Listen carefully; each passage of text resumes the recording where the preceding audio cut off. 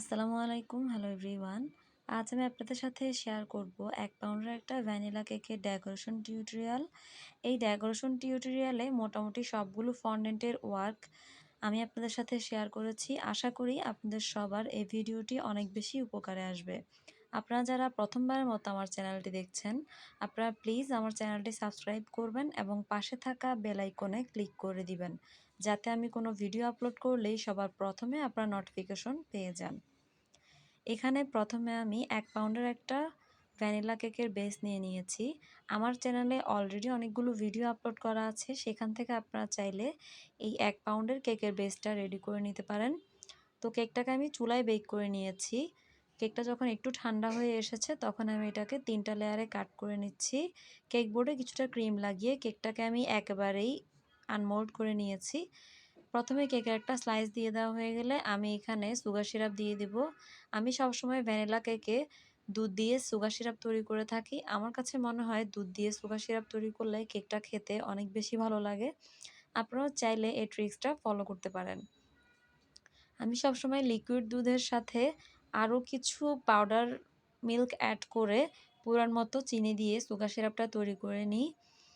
তো sugar syrup দিয়ে দেওয়া হয়ে গেলে আমি এখানে একটা পাইপ অ্যান্ড ব্যাগের সাহায্যে ক্রিম লাগিয়ে নিচ্ছি। আজকের 1 পাউন্ড কেকের জন্য আমি এখানে 1 কাপ থেকেও কিছুটা কম হুইপ ক্রিম ব্যবহার করেছি। আপনাদের হুইপ ক্রিমটা কম বা বেশিও লাগতে পারে। কেকের ডিজাইনের উপর ডিপেন্ড করবে আপনাদের হুইপ ক্রিম কতটুকু লাগবে। তো ক্রিম দিয়ে দেওয়া হয়ে গেলে আমি একটা প্যালেট নাইফের সাহায্যে ক্রিমটাকে সমান করে দিয়েছি। এরপর কেকটা খেতে যেন আরও বেশি ভালো লাগে সেজন্য আমি একটা গ্রেটারের সাহায্যে উপর থেকে হোয়াইট চকলেট গ্রেট করে দিয়েছি। এরপর কেকের সেকেন্ড লেয়ার দিয়ে দিচ্ছি। সেমভাবে প্রত্যেকটা লেয়ারে সুগার সিরাপ, ক্রিম এবং গ্রেট করা চকলেট দিয়ে আমি কেকের সেকেন্ড এবং থার্ড লেয়ারটাও দিয়ে দিচ্ছি।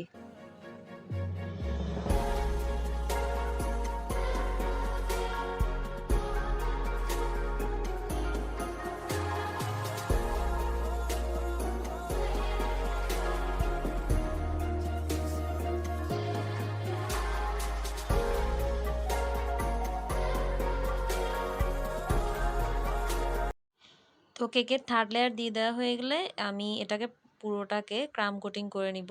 কেকে ক্রাম কোটিং করে নেওয়াটা অনেক বেশি জরুরি। আপনারা নিশ্চয়ই লক্ষ্য করেছেন আমি সব ভিডিওতে এই কথাটা বলে থাকি। ক্রাম কোটিং করে নিলে দেখা যায় কেকে গুঁড়ি গুঁড়ি ভাব উঠে আসে না, খুব সুন্দরভাবে কেকে ফিনিশিং দিয়ে নেওয়া যায়।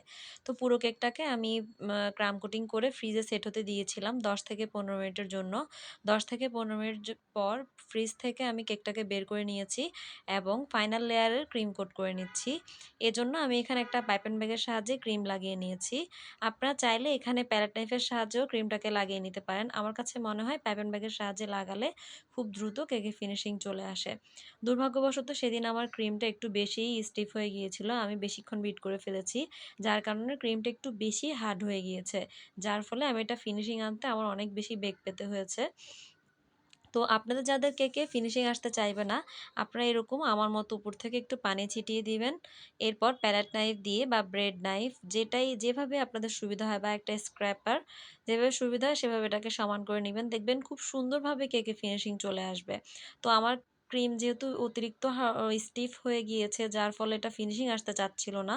তো আমি পানি দিয়ে দেখেন খুব সুন্দরভাবে অল্প সময়ের মধ্যেই আমার কেকটাকে ফিনিশিং দিয়ে নিয়েছি। প্রথমে প্যালেট নাইফের সাহায্যে একটু সমান করে দিয়েছি। তারপর যেদিকে একটু কম ক্রিম রয়েছে সেদিকে আবারও প্যালেট নাইফ দিয়ে আরেকটু ক্রিম লাগিয়ে নিয়েছি এবং আমি যে ব্রেড নাইফ দিয়ে কাজ করছিলাম সেই ব্রেড নাইফেও আমি কিছুটা পানি লাগিয়ে নিয়েছি যাতে স্মুথলি খুব দ্রুত ফিনিশিং চলে আসে। আপনারা নিশ্চয়ই স্ক্রিনে লক্ষ্য করে বুঝতে পারছেন যে আমার ব্রেড নাইফে পানি লাগানো আছে। তো এভাবে আমি টার্ন টেবিলটাকে ঘুরিয়ে আমার কেকে মোটামুটিভাবে একটা ফিনিশিং দিয়ে নিয়েছি।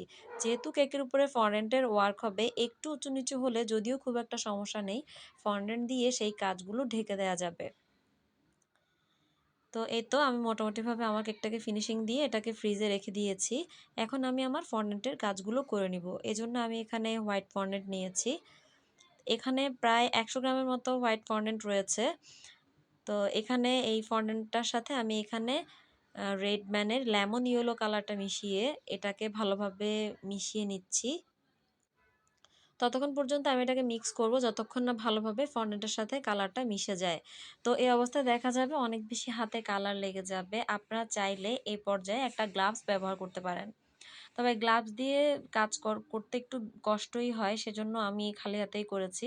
এই পর্যায়ে আমি এখানে খুব সামান্য সিএমসি পাউডার ব্যবহার করেছি।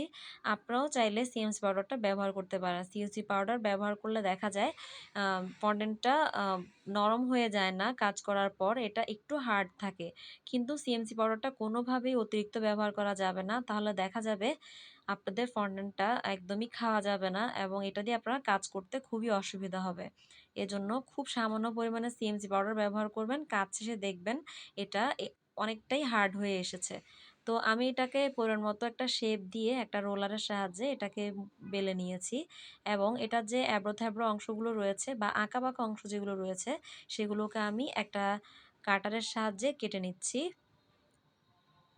তো মোটামুটি পাতলা করে আমি ফন্ডেন্টটাকে কেটেছি। আমি জানি না যারা বেকিংয়ের কাজ করে ওনারা অনেকেই আছেন যারা অনেক মোটা করে ফন্ডেন্টের ওয়ার্কগুলো করে থাকে। কিন্তু আমি এটা একদমই পছন্দ করি না। কারণ ফন্ডেন্টটা খেতে যদিও খুব একটা ভালো হয় না, কিন্তু ফন্ডেন্টের ওয়ার্কগুলো করা অনেক বেশি কষ্ট সাপেক্ষ।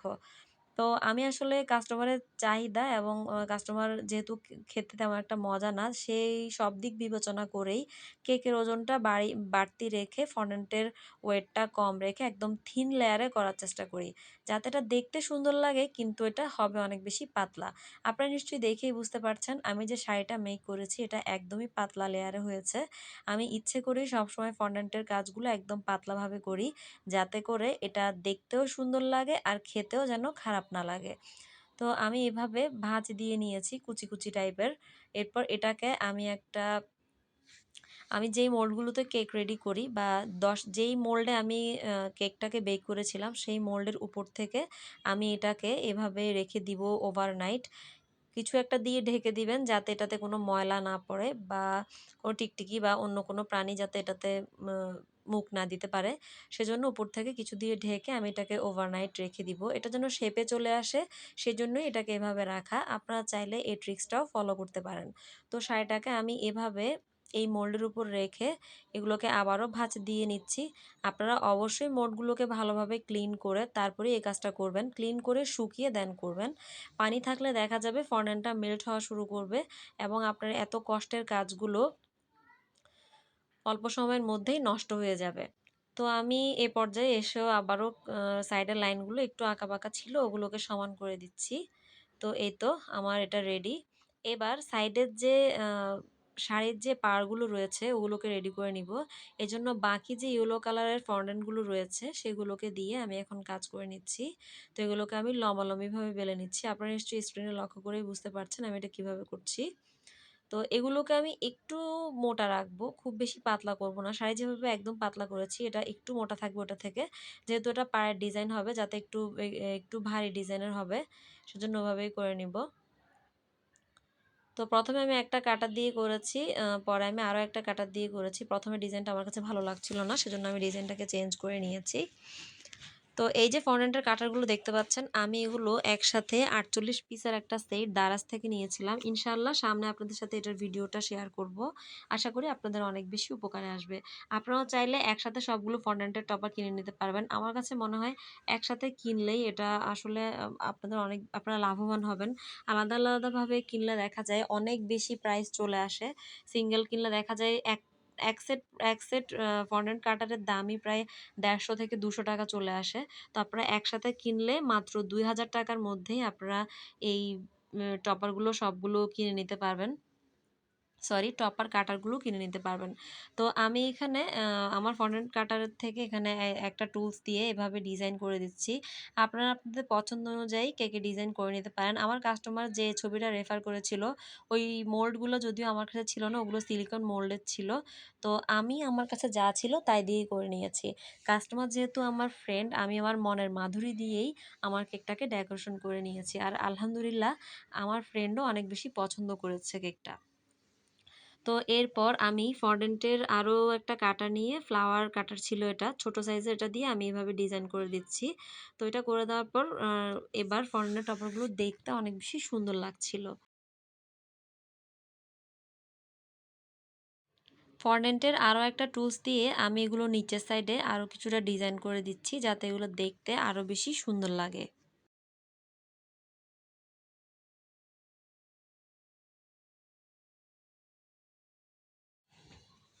এখানে বাকি যে ফন্ডেন্টগুলো ছিল সেগুলোকে আমি আবারও বেলে নিচ্ছি এবং এগুলোকে আমি ছোট ছোট ফ্লাওয়ার ফ্লাওয়ার কাটার দিয়ে কাট করে নিব। আপনারা চাইলে এই ফন্ডেন্ট কাটারগুলো দারাজ থেকে অর্ডার করতে পারেন। আমার কাছে মনে হয় একসাথে অর্ডার করলেই আপনারা লাভবান হবেন। আর যদি আলাদা আলাদাভাবে নেন দেখা যায় অনেক বেশি টাকা পড়ে যায়। ২,০০০ টাকা একসাথে করে তারপর আপনারা চাইলে এভাবে নিয়ে নিতে পারেন। তাহলে এত ঝামেলা পোহাতে হবে না। বারবার কোনো অর্ডার আসলে নতুন করে একটা টপার কিনা লাগবে না। দেখবেন এক সেটের ভিতরেই সবগুলো টপার আপনারা একসাথে পেয়ে যাবেন। তো আমি এভাবে সবগুলো টপার কাট করে নিয়েছি।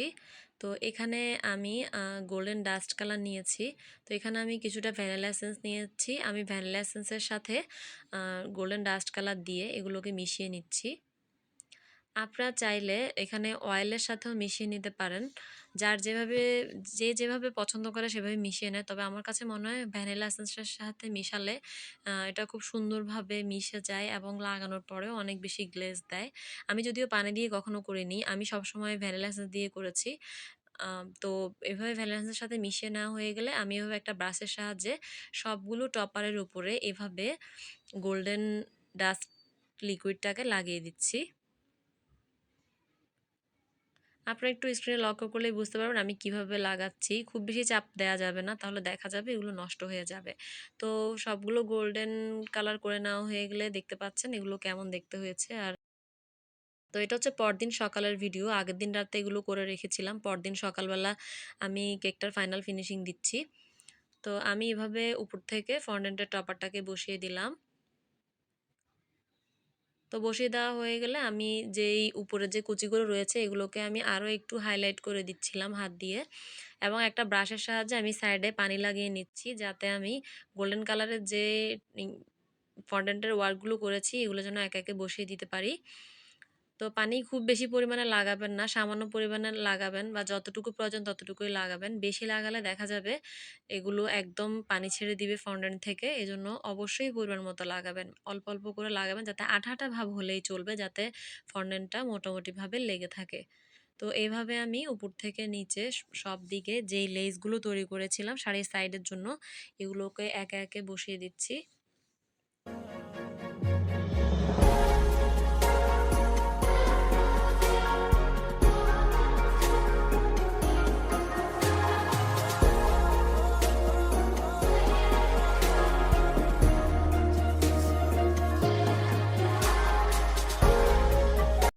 তো আমার ছোট ছোট কিছু ফন্ডেন্ট টপার রয়ে গিয়েছিল, এগুলো আমি সাইড থেকে এভাবে দিয়ে দিয়েছি এবং যে ফ্লাওয়ারগুলো তৈরি করেছিলাম ওগুলো উপর থেকে একে একে আমি বসিয়ে দিচ্ছি। যদিও আমার কেকের চারো সাইডে গোল্ডেন লিফ ছিল না, তারপরেও আমি গোল্ডেন লিফ বসিয়ে দিয়েছি। আমার কাছে মনে হয়েছে গোল্ডেন লিফগুলো দিলে কেকটা দেখতে আরও অনেক বেশি সুন্দর লাগবে। তো সবগুলো ফ্লাওয়ার আমি একে একে বসিয়ে দিচ্ছি। তো এখানে ৩টা আর্টিফিশিয়াল ফ্লাওয়ার বসবে, আমার যে প্রেফার করা ছবি ছিল সেখানেও ছিল। তো আমি উপর থেকে আর্টিফিশিয়াল ফ্লাওয়ার ৩টাও বসিয়ে দিচ্ছি। তো এখানে আমি দুই দুই রকমের ফ্লাওয়ার বসিয়ে দিচ্ছি, একটা পিঙ্ক কালারের আর ২টা ক্রিম কালারের ফ্লাওয়ার। তো ৩টা ফ্লাওয়ার আমি উপর থেকে এভাবে বসিয়ে দিয়েছি। তো এখন আমি গোল্ডেন লিফগুলো লাগিয়ে নিচ্ছি।